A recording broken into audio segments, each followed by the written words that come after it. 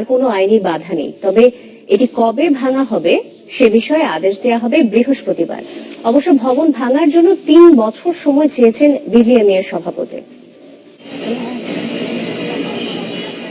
BGMEA ভবন 1998 সালে যার ভিত্তিপ্রস্তর স্থাপন করেন তৎকালীন প্রধানমন্ত্রী শেখ হাসিনা, আর 2006-এ উদ্বোধন করেন সাবেক প্রধানমন্ত্রী খালেদা জিয়া।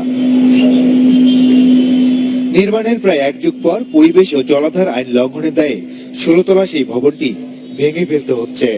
সকালে এ সংক্রান্ত মামলাটি চূড়ান্ত নিষ্পত্তি হয়েছে দেশের সর্বোচ্চ আদালতে।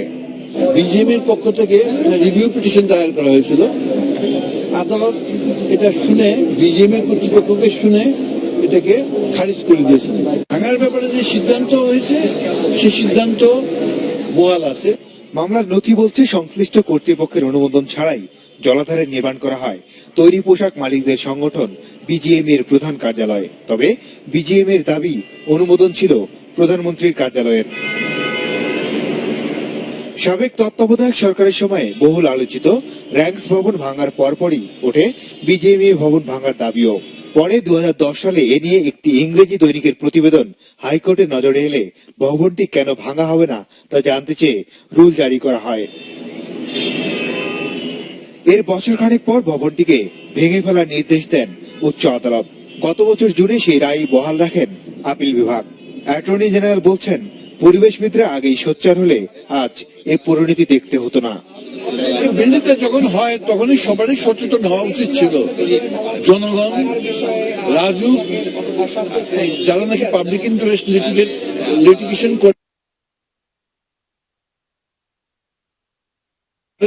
সবারই উচিত ছিল এই ব্যাপারটা নিয়ে তখনই মাথা কামানো।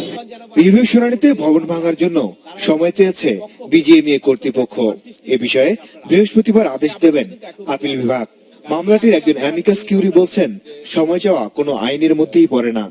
আজকে যেহেতু আপিল বিভাগের শুনানির পর্যায়ে বিজিএমইএর আবেদন প্রায় খারিজ হয়ে যাচ্ছিল, সেই পর্যায়ে অ্যাটর্নি জেনারেল যখন এটিকে সময় চেয়েছেন এবং সেই প্রেক্ষিতে মনে হচ্ছে যে সরকার এবং বিজিএমইএর অবস্থানটা একই স্তরে আছে বলে আমার ধারণা। রায়ের পর বিজিএমইএ বলছে আদালতের আদেশ মানতে তারা বাধ্য, তবে ভবন ভাঙতে তাদের বেশ কিছুদিন সময় দরকার। আমাদেরকে এখান থেকে একটা নতুন জায়গায় একটা বিল্ডিং বানিয়ে সরে যেতে হলে প্রায় 2 থেকে 3 বছর সময় দরকার। মহামান্য আদালতের কাছে অনুরোধ করব যেন আমাদেরকে 3 বছরের সময় দেওয়া হয় এবং সেখানে মহামান্য আদালত যেটা বিবেচনায় নেবেন আমরা সেটাই মেনে নিব।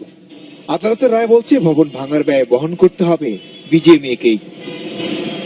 মাসুদ রহমান, চ্যানেল 24, ঢাকা।